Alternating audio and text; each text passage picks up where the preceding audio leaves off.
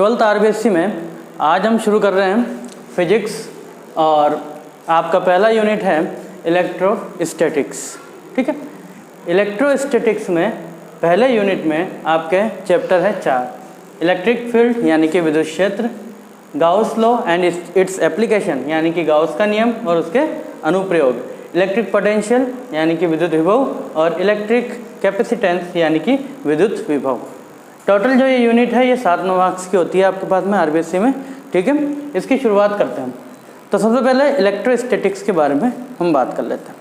Electrostatics यानी कि विज्ञान की वह शाखा जिसमें आवेशों की स्थिर अवस्था और इन आवेशों के मध्य जो स्थिर आवेश है इनके मध्य होने वाली अन्य क्रियाओं का अध्ययन किया जाता है। इलेक्ट्रोस्टैटिकी यानी कि स्थिर विद्युतिकी कहलाती है, स्थिर वैद्युतिकी कहलाती है। आगे हमारे पास में इलेक्ट्रोस्टैटिक्स का यूज़ क्या है फिजिक्स में। हमारे पास में जनरल लाइफ में हम इलेक्ट्रोस्टैटिक्स का यूज़ कहाँ देख सकते हैं।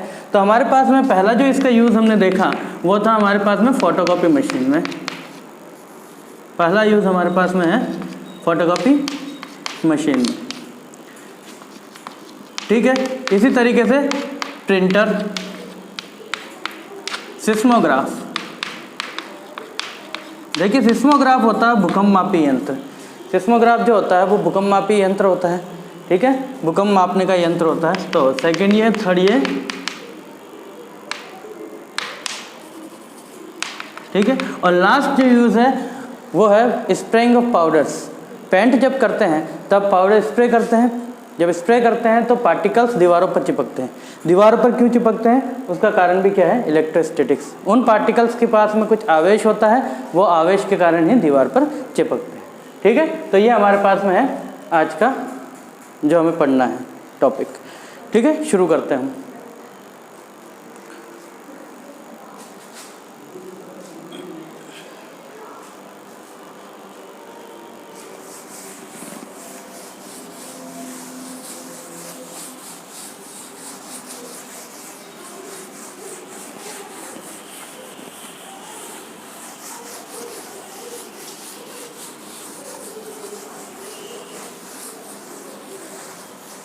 तो पहला चैप्टर जो हमारे पास में है वो है विद्युत क्षेत्र यानी कि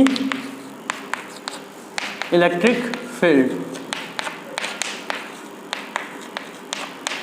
विद्युत क्षेत्र ये है पहला चैप्टर हमारे पास में।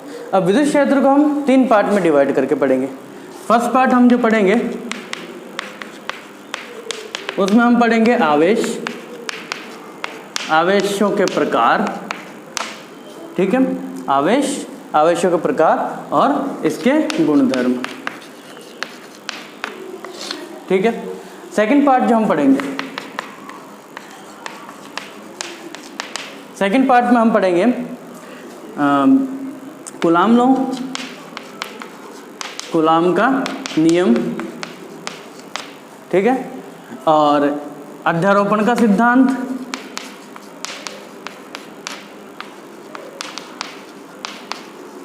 और कुछ न्यूमेरिकल यानी कि एग्जाम्पल्स, आंकिक प्रश्न। थर्ड पार्ट में हम पढ़ेंगे इसके, थर्ड पार्ट जो है उस थर्ड पार्ट में हम पढ़ रहे हैं चैप्टर विद्युत क्षेत्र, और इसी में आएगा आपके विद्युत द्विध्रुव। ये 2 चीज़ें हम इसमें पढ़ेंगे।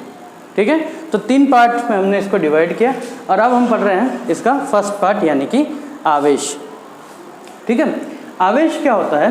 देखिए आवेश क्या है, एक प्रॉपर्टी है किसी भी मैटर की। किस तरीके से डिफाइन करें, अगर कोई पूछे हमसे पूछे कि चार्जेस क्या है, आवेश क्या है, तो हम कैसे डिफाइन करेंगे। तो आवेश गुण होता है किसी भी पदार्थ का, किसी भी द्रव्य कण का। द्रव्य कण इलेक्ट्रॉन प्रोटॉन से आप समझिए, इलेक्ट्रॉन के पास माइनस और प्रोटॉन के पास प्लस चार्ज होता है। तो किसी भी द्रव्य कण या पदार्थ का वह गुण जिसके कारण ये एक दूसरे पर स्थिर विद्युत बल यानी कि इलेक्ट्रोस्टैटिक्स फोर्स, इसका मतलब आकर्षण या प्रतिकर्षण बल उत्पन्न करते हैं, आवेश कहलाते हैं। किसी भी पदार्थ का वह गुण जिसके कारण ये एक दूसरे पर आकर्षण या प्रतिकर्षण बल उत्पन्न करते हैं, आवेश कहलाता है। ये गुण है किसी भी मैटर का। आवेशों के प्रकार, आवेश कितने प्रकार के हैं? तो हमारे पास में बेसिकली 2 टाइप्स के आवेश हैं। पहला आपके पास में है धनावेश, पॉजिटिव चार्ज, और दूसरा आपके पास में है ऋण आवेश यानी कि नेगेटिव चार्ज। ठीक है। मूलभूत नियम जो इलेक्ट्रोस्टैटिक्स का है, इलेक्ट्रोस्टैटिक्स यानी कि स्थिर विद्युत का मूलभूत नियम यह कहता है कि समान आवेश यानी कि वे आवेश जिनकी प्रकृति समान है एक दूसरे को प्रतिकर्षित करते हैं, और वे आवेश जिनकी प्रकृति विपरीत है एक दूसरे को आकर्षित करेंगे। समान प्रकृति के आवेश प्रतिकर्षित होते हैं, विपरीत प्रकृति के आवेश आकर्षित होते हैं। तो हमारे पास में अगर प्लस प्लस 2 चार्ज हैं तो इनके बीच में प्रतिकर्षण होगा। नेगेटिव नेगेटिव है तब भी प्रतिकर्षण होगा, परंतु अगर एक पॉजिटिव और एक नेगेटिव है तो इनके मध्य हमेशा आकर्षण होगा। ठीक है। यह है स्थिर विद्युत का मूलभूत नियम। अब हमारे पास में आवेशन की विधियां आती हैं। ठीक है। आवेशन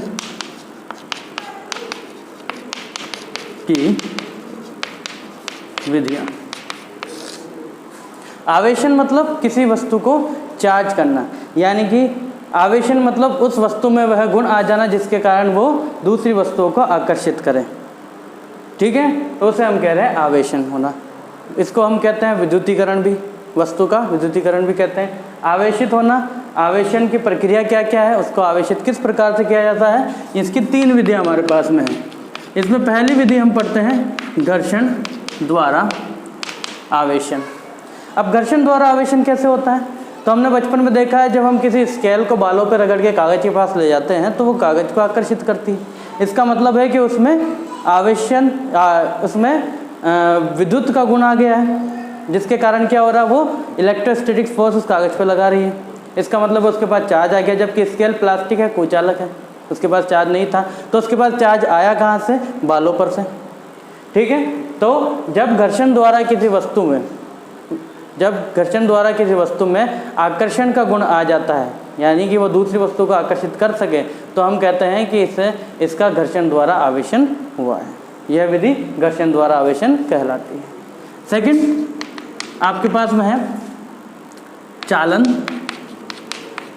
या संपर्क द्वारा आवेशन। इसको पढ़ना पड़ेगा क्योंकि इस पर न्यूमेरिकल भी होते हैं, है ना। चालन या संपर्क द्वारा आवेशन, जैसा कि नाम से स्पष्ट है, एक आवेशित वस्तु दूसरी अनावेशित वस्तु, अगर इन दोनों को पास में लाया जाएगा तो अनावेशित वस्तु भी आवेशित हो जाएगी। तो जब इन दो वस्तुओं को एक दूसरे के संपर्क में लाने पर वे आवेशित हो जाती हैं तो इसे कहते हैं चालन या संपर्क द्वारा आवेशन। इस कंडीशन में क्या होता है वो देख रहे हैं अपन। देखो 2 केस बनते हैं। हम फर्स्ट कंडीशन की बात करते हैं। सपोज कीजिए कि आपके पास में एक अनावेशित और एक आवेशित गोला है।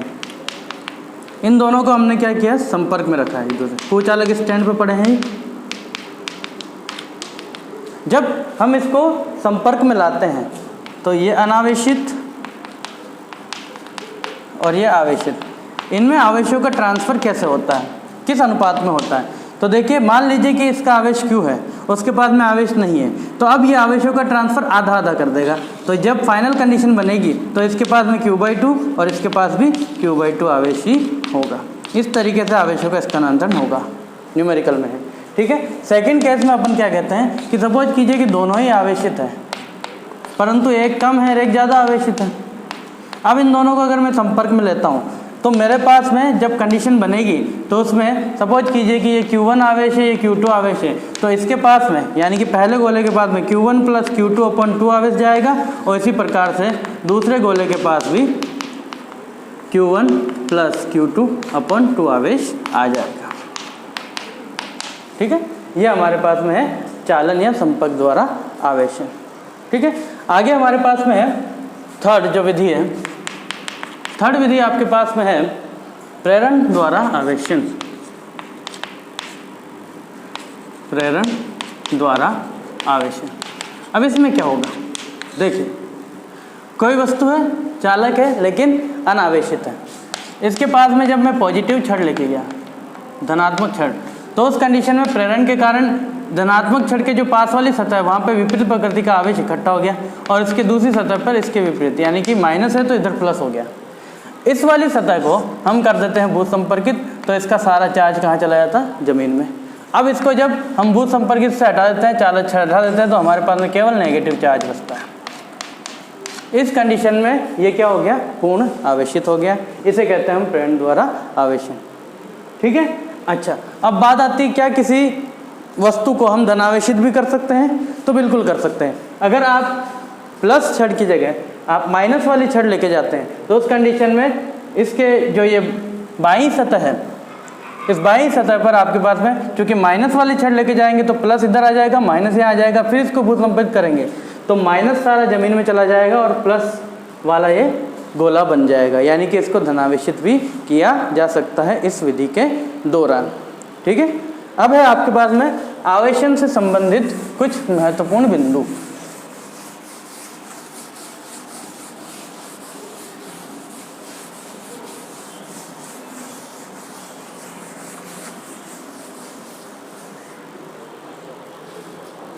आवेशन से संबंधित कुछ महत्वपूर्ण बिंदु, उसमें सबसे फर्स्ट पॉइंट जिसमें न्यूमेरिकल है वो आपको बताता हूँ। देखिए, जब कोई वस्तु अनावेशित है और वो आवेशित हो रही है, इसका मतलब उसमें आवेशों का स्थानांतरण हुआ। ठीक है।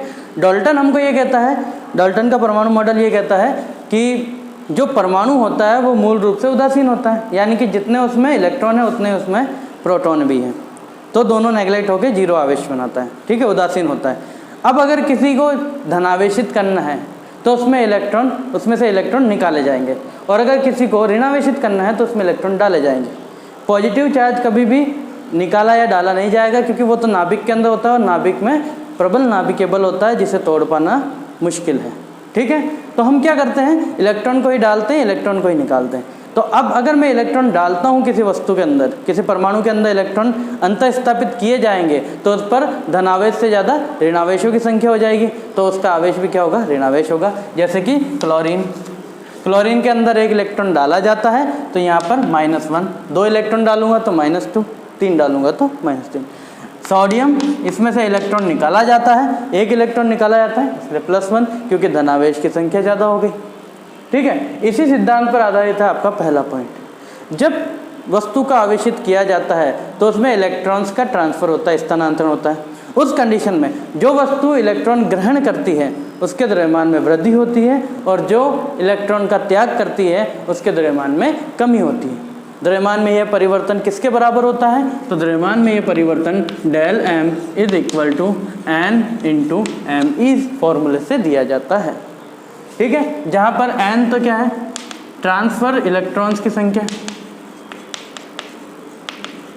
ठीक है, और me आपके पास में इलेक्ट्रॉन का द्रव्यमान जो कि होता है 9.1 × 10⁻31 किलो। ठीक है। तो ये फॉर्मूला इंपॉर्टेंट है न्यूमेरिकल करने के लिए। सेकंड वाला पॉइंट हम पढ़ते हैं। देखो, जब किसी धातु की सतह पर एक्स किरणें आपतित होती है तो इलेक्ट्रॉनों का उत्सर्जन होता है। जब इलेक्ट्रॉन्स का उत्सर्जन होगा तो धातु की सतह क्या हो जाएगी, धनावेशित हो जाएगी। सेकंड पॉइंट ये है। ठीक है। थर्ड पॉइंट क्या कहता है, थर्ड पॉइंट ये कहता है कि किसी वस्तु के विद्युतीकरण का, यानी कि आवेशन का सही परीक्षण हमेशा प्रतिकर्षण होता है, आकर्षण नहीं। यानी कि अगर किसी वस्तु के बारे में पता करना है कि वह आवेशित है या नहीं है, तो आप प्रतिकर्षण से ही सिद्ध कर पाएंगे। क्यों, आकर्षण से क्यों नहीं कर पाएंगे, क्योंकि सपोज कीजिए कि आपके पास में कोई वस्तु उदासीन है, तो उसके पास में जब आवेशित वस्तु लेके आएंगे हम, ठीक है, तो ये आवेशित वस्तु इसको क्या करेगी, आकर्षित कर लेगी। कारण प्रेरण, भाई हम धनावेशित छड़ लेके आएंगे, धनावेशित वस्तु लेके आएंगे तो इसके इस सतह पर माइनस आ जाएगा और ये आकर्षित करेगा। तो उदासीन वस्तु भी आकर्षित हो सकती है। तो हमें पता नहीं रहेगा कि वो आवेशित है नहीं। लेकिन प्रतिकर्षित केवल आवेशित वस्तु, सपोज कीजिए कि ये पॉजिटिव है और ये भी पॉजिटिव होता तो ये इसको प्रतिकर्षित करता। तो प्रतिकर्षण इसका बेस्ट तरीका है ये परीक्षण करने का कि वो आवेशित है या नहीं। ठीक है। फोर्थ पॉइंट जो इसमें आपको ध्यान रखना है, फोर्थ पॉइंट जो इसके लिए महत्वपूर्ण बिंदु है वो है कि किसी भी वस्तु के विद्युतीकरण का परीक्षण हम इलेक्ट्रोमीटर से कर सकते हैं, वोल्टमीटर से कर सकते हैं, एमीटर से कर सकते हैं, या फिर स्वर्णपत्र विद्युतदर्शी से कर सकते हैं। स्वर्णपत्र विद्युतदर्शी ये नई चीज़ है, वैसे पढ़ लेते हैं, अच्छी चीज़ है वैसे। स्वर्णपत्र विद्युतदर्शी से करते हैं। अब ये होता क्या है, देखो एक कांच का जार है, इस कांच के जार के अंदर यहाँ कॉर्क लगा है, लकड़ी का टुकड़ा, आपको याद हो है ना। इस कॉर्क में एक छिद्र करके यहाँ पर धातु की छड़ लगाई गई है और इस धातु की छड़ के नीचे 2 सोने की पत्तियाँ, गोल्ड लीफ लगाई गई है। ठीक है। यहाँ पर एक डिस्क है ऊपर, धातु की चकती है। ठीक है। जब कोई भी आवेशित वस्तु इस धातु की चकती को टच करेगी तो उस कंडीशन में चालन के द्वारा ये समस्त आवेश इस पर एक समान रूप से फैलेगा। अब इस पत्ती पर और इस पत्ती पर दोनों पर प्लस आवेश आ जाएगा, जिसके कारण क्या होगा, प्रतिकर्षण होगा।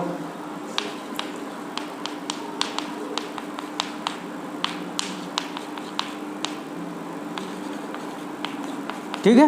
इस प्रकार से हमें पता चल जाएगा कि ये वस्तु आवेशित है जो हम इसको टच कर रहे हैं। अच्छा, उदासीन होती तो क्या फ़र्क पड़ता, आवेश फैलता ही नहीं, है ना। लेकिन अगर ये मान के चलिए कि अगर ये पहले से आवेशित है, सपोज कीजिए पत्तियाँ, अब मैं इसके पास में कोई और धातु की छड़ लेके जा रहा हूँ, जब सपोज कीजिए कि ये पहले से ही धनावेशित है, ये पत्तियाँ पहले से ही धनावेशित है और मैं इसके पास में कोई नेगेटिव छड़ लेके जा रहा हूँ, तो ये पत्तियाँ सिकुड़ेगी। ठीक है। और अगर मैं धनावेशित छड़ लेके जा रहा हूँ तो ये पत्तियाँ और फैलेगी। तो इस कंडीशन में हम बता सकते हैं कि इसके ऊपर आवेश विपरीत है या समान प्रकृति का है। ठीक है। यह है स्वर्णपत्र विद्युतदर्शी। आगे हमारे पास में है अब आवेश का मात्रक। ठीक है। देखिए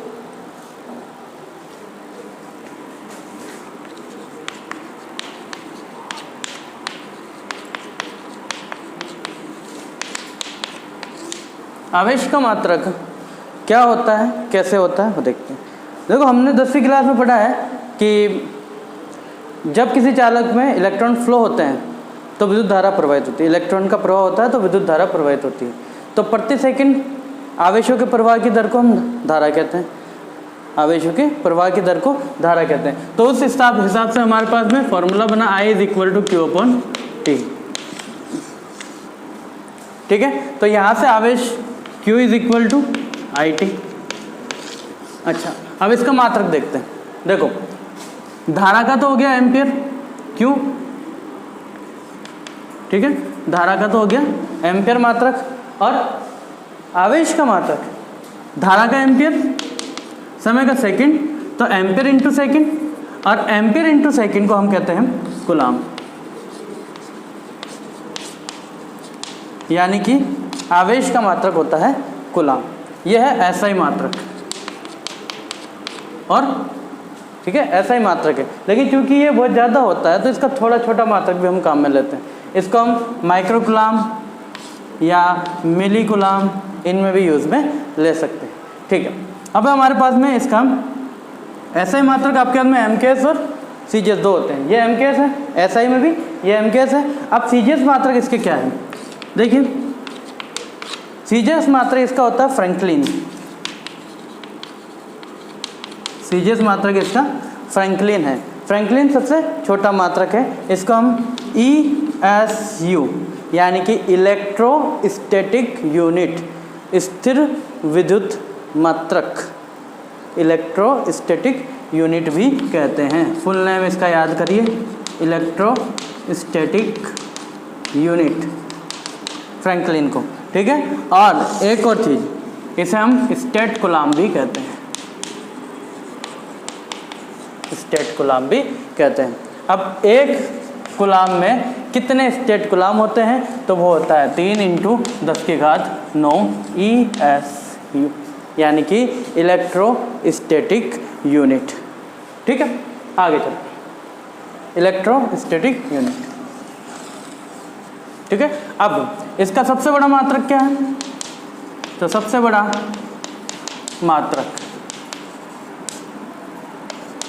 मात्रक है इसका फेराडे,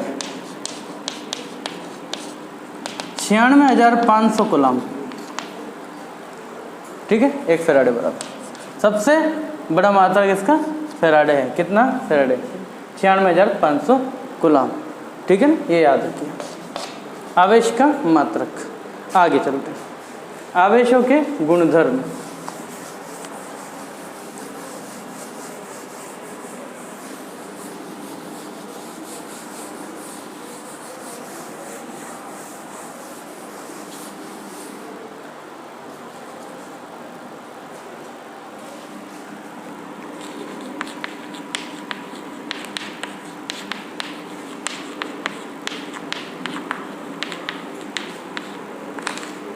आवेशों के गुणधर्म। मूल रूप से आवेशों के 4 गुणधर्म आपको बताए जाएंगे। देखिए, पहला है आवेशों की योज्यता, additivity of charges. Additivity of charges simple सा है ना। देखो, इसमें क्या होता है कि आवेश का मात्रक हमने पढ़ा। अब आवेश के बारे में ये ध्यान रखिए कि आवेश एक अदिश राशि है, और अदिश राशियों को जब जोड़ा या घटाया जाता है तो सिंपल वे में अलजेब्रिक फॉर्म में उसको घटाया या जोड़ा जा सकता है। तो आवेशों को आसानी से बीजगणितीय रूप में जोड़ा या घटाया जा सकता है। अर्थात किसी भी निकाय में, किसी भी वस्तु में, किसी भी परमाणु में कुल आवेश उसके भीतर उपस्थित आवेशों के बीजगणितीय योग के बराबर होता है। यह है आवेशों की योज्यता। सपोज कीजिए कि मेरे पास में कोई -1 कूलम, ठीक है, +2 कूलम, +3 कूलम और -2 कूलम आवेश है। तो इसके बाद में टोटल आवेश कितना हो गया? तो समीशन ऑफ Q हम सबको जोड़ देंगे अपने सिंबल के साथ में।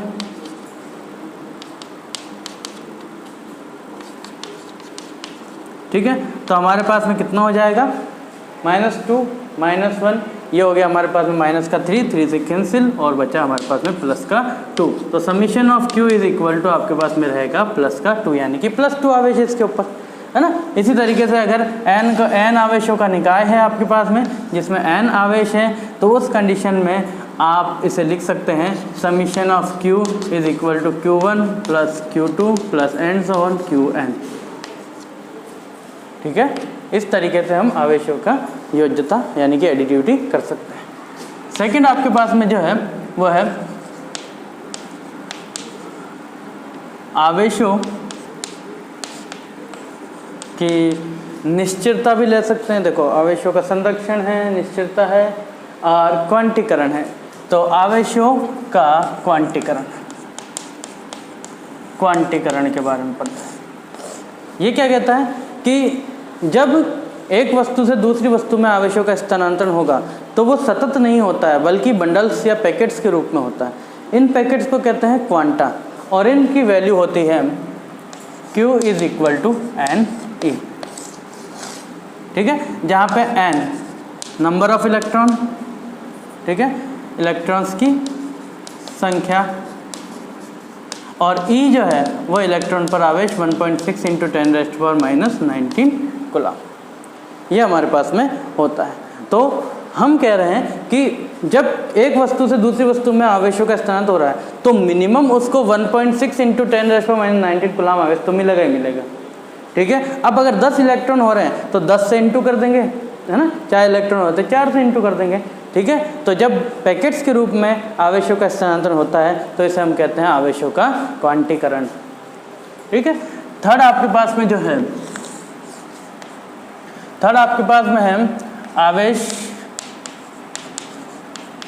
आवेशों की निश्चिरता।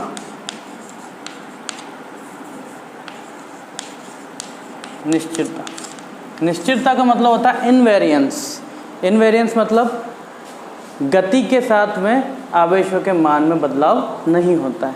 देखिए, डायनामिक थ्योरी, अल्बर्ट आइंस्टाइन की रिलेटिविटी थ्योरी ये कहती है कि जब भी कोई पार्टिकल गति करेगा, अगर उसका वेग प्रकाश के वेग के लगभग बराबर हो जाता है, यानी कि बहुत ज़्यादा वेग से अगर वो गति करने लग जाता है तो उस कंडीशन में उसके द्रव्यमान में परिवर्तन होता है, परंतु आवेश में परिवर्तन नहीं होगा। तो गति के साथ में आवेश में किसी प्रकार का, वस्तु के आवेश में किसी प्रकार का परिवर्तन नहीं होता है। तो जो विराम अवस्था में आवेश होता है, ठीक है, विराम अवस्था में जो वस्तु का आवेश होता है वही आवेश गतिशील अवस्था में भी होगा।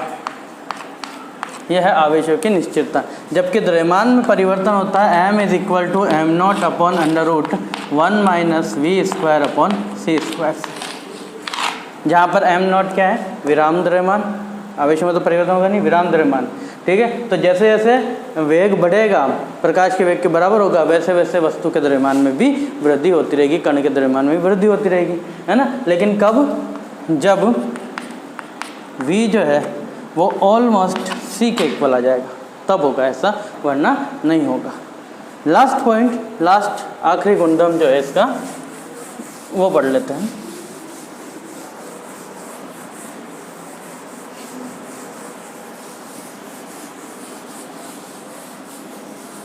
फोर्थ गुणधर्म जो इसका हम पढ़ रहे हैं वो है आवेशों का संरक्षण। इसके अनुसार आवेशों को ना तो उत्पन्न किया जा सकता और ना ही नष्ट किया जा सकता है, बल्कि एक वस्तु से दूसरी वस्तु में स्थानांतरित किया जा सकता है। परंतु इस प्रक्रिया के दौरान जो प्रारंभ में कुल आवेश होता है वही अंतिम अवस्था में भी कुल आवेश होता है। इसके कुछ एग्जाम्पल हैं जो हम बता देते हैं। देखिए, यूरेनियम 235 जो हमारे पास में होता है रेडियोएक्टिव तत्व, जब उस पर नाइट्रोजन की बौछार की जाती है, नाइट्रोजन से टक्कर उसकी की जाती है, तो उस कंडीशन में बेरियम और क्रिप्टॉन नामक दो नए नाभिक बनते हैं। अच्छा, इस कंडीशन में क्या होता है कि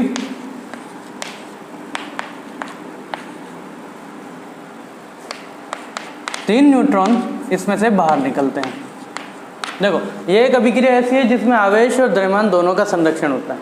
तो देखो, आवेशों का संरक्षण, तो टोटल इसके पास में कितना आवेश है, del Q = 92 + 0 = 92।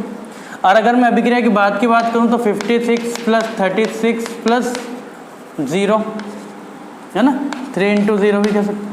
तो हमारे पास में कितना है ये 92, 6 × 12 = 8 × 9। तो टोटल आपके पास में आवेश इतना ही होगा। द्रव्यमान का संरक्षण देखो, द्रव्यमान टोटल कितना है आपके पास में, इसमें है 235 + 1 236, और इसका जब संरक्षण किया जाएगा तो 141 + 3 × 1 प्लस, अच्छा, क्रिप्टॉन का कितना आएगा, तो देखिए 141 + 3 143, 236 में से 143 जाएंगे तो हमारे पास में 3, और 23 में से 14 गए 6 3 9, 93 हमारे पास में वैल्यू बचेगी। तो यहाँ पर 93 होगा, ठीक है। तो वापस जोड़ लेते हैं हम इसको, 3 4 4 and 3 7,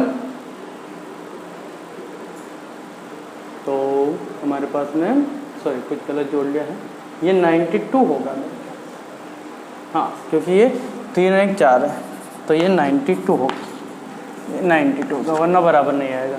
तो अब जोड़ेंगे हम इसको, तो द्रव्यमान का भी संरक्षण हो जाएगा और आवेशों का भी संरक्षण हो जाएगा।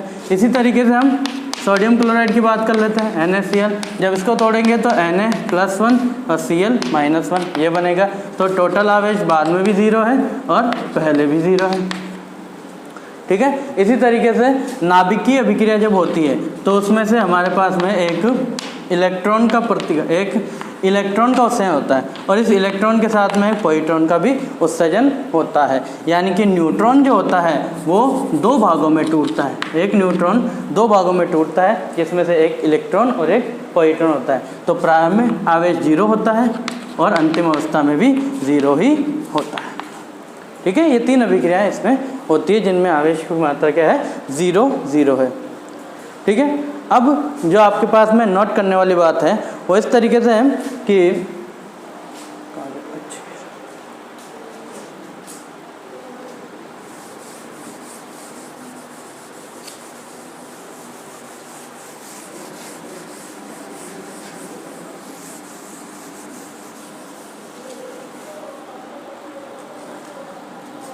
नोट करने वाली बात यह है कि आवेश के बिना द्रव्यमान का अस्तित्व है, आवेश के बिना द्रव्यमान, इसका अस्तित्व तो है, परंतु द्रव्यमान के बिना आवेश का अस्तित्व नहीं है।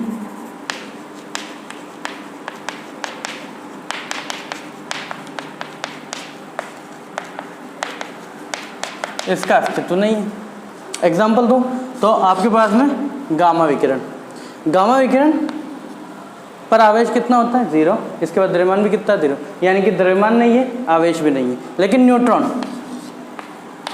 न्यूट्रॉन के पास में द्रव्यमान है, आवेश नहीं है, यानी कि आवेश के बिना द्रव्यमान का अस्तित्व है। इसके बाद में आवेश नहीं है लेकिन द्रव्यमान है, परंतु द्रव्यमान के बिना आवेश का अस्तित्व नहीं है। इसके बाद द्रव्यमान नहीं है तो आवेश भी नहीं है।